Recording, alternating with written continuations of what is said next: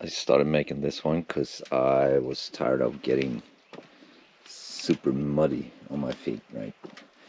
Since this country here is, mostly raining and, well, I mean, soil is muddy. One thing leads to another, right? I mean, like, it's pretty simple, but it's not made, it's not by the book. It's not made by the book, right? It's supposed to be set in sand, and you're supposed to dig out a certain amount under, depending on what you're gonna do on the surface, right? And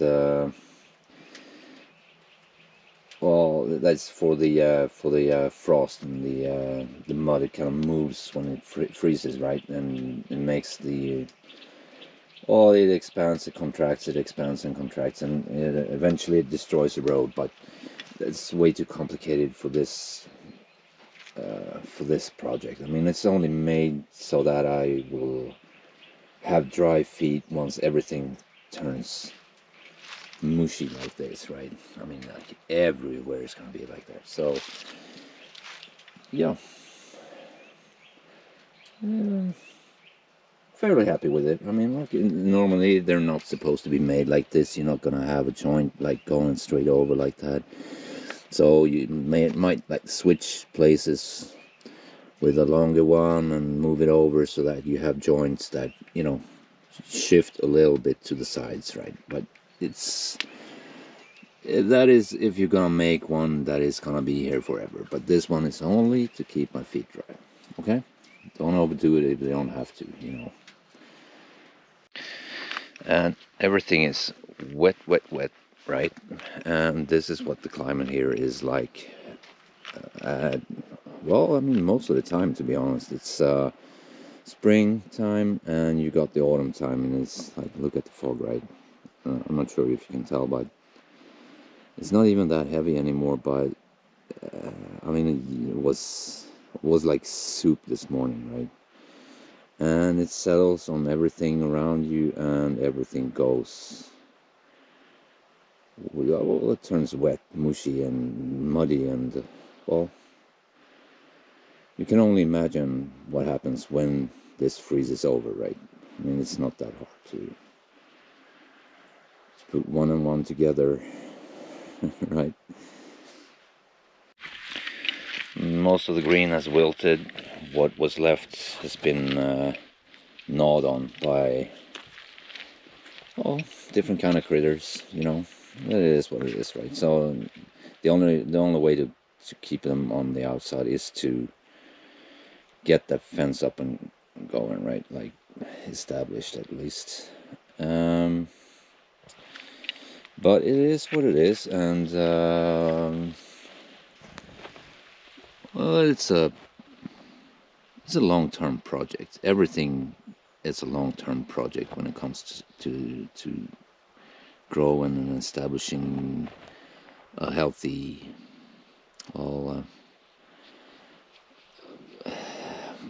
healthy food supply, I guess, right? Because that is what the intention is, like, or would be if I were relying on it, 100%. And some of the plants here, they're really not acclimatized, or what do you call it? They're not adapted, basically. Like, they're not adapted to this cold. So what I'm gonna do is I'm gonna add some protection to it, right? And that way, hopefully, they will survive and grow even stronger next year.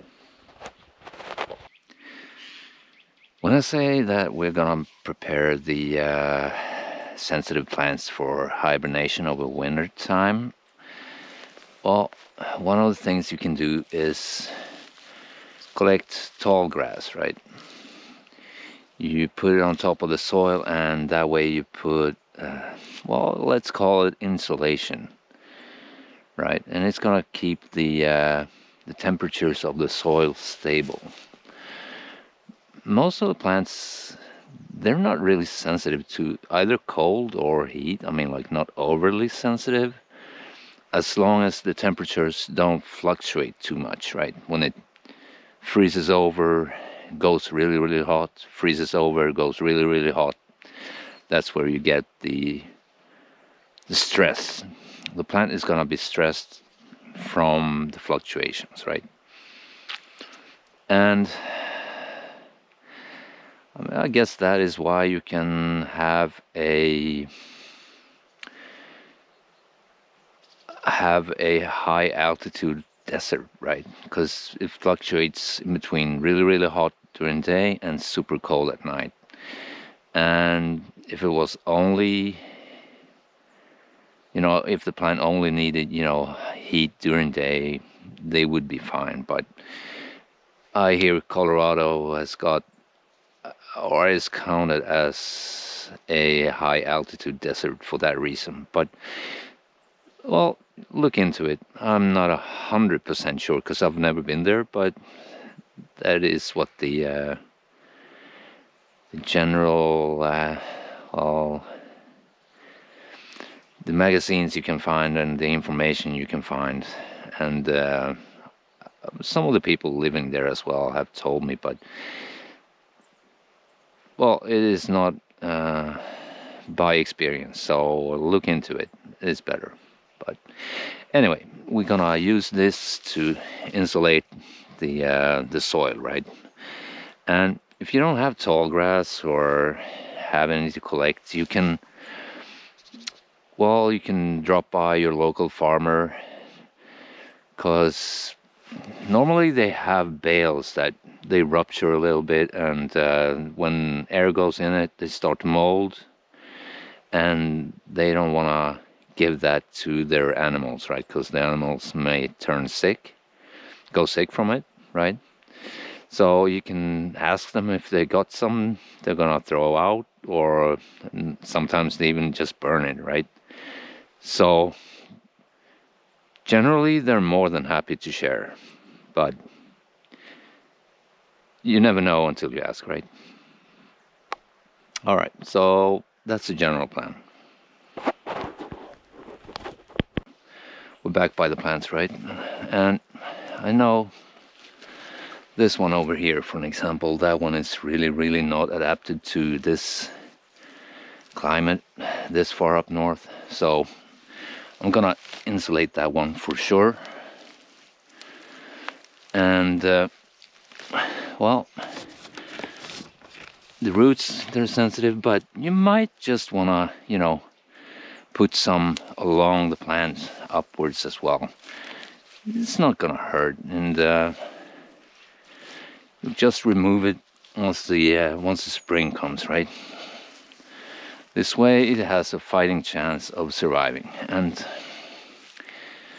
yeah, it doesn't have to be that pretty, just as long as it insulates a little bit, and well, nature does the rest. Pretty simple. Most of the plants here, they're adapted to this climate. They're sold for this climate. But that one is a kiwi called Jenny. So, if I had a greenhouse, it would be perfect, right? But I don't. So it is what it is. So, in order to harvest tall grass and maybe, any kind of herbs or plants you can find in nature, I got myself a sickle, right?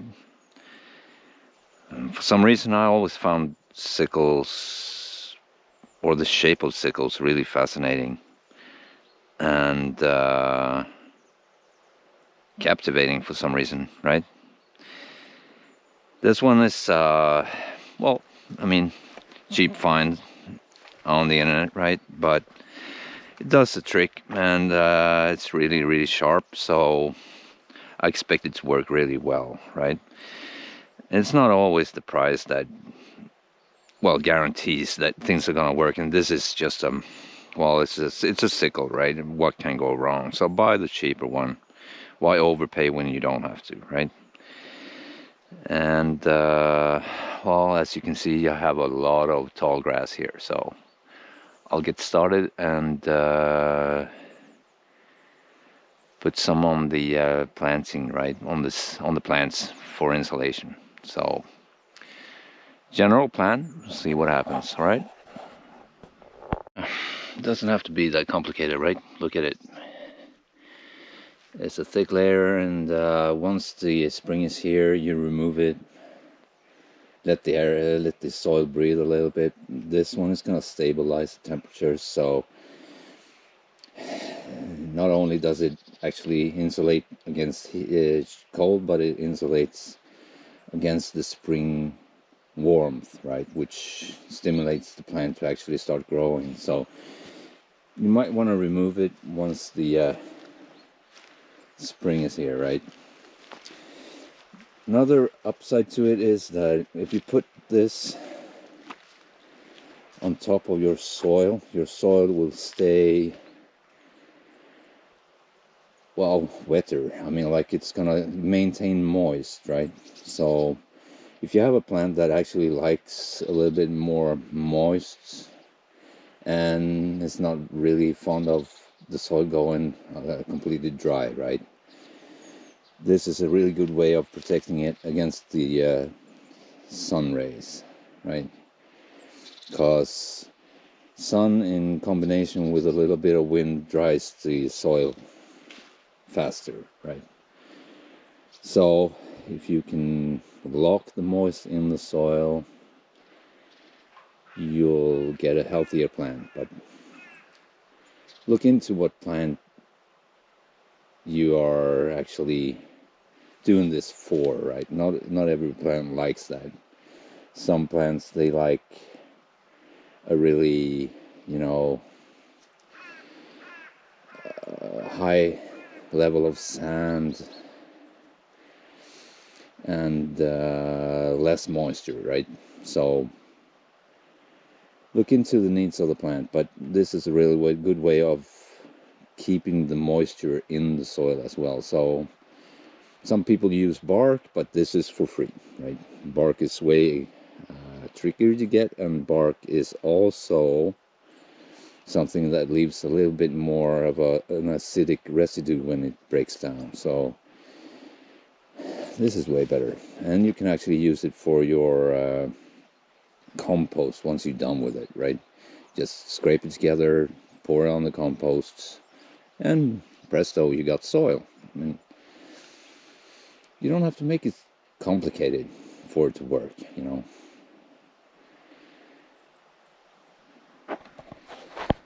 So if you like the content, share, like, subscribe, maybe not in that order, but you know the thing, you know the drill, right? I mean, you've been around for a while, so yeah, and see you later.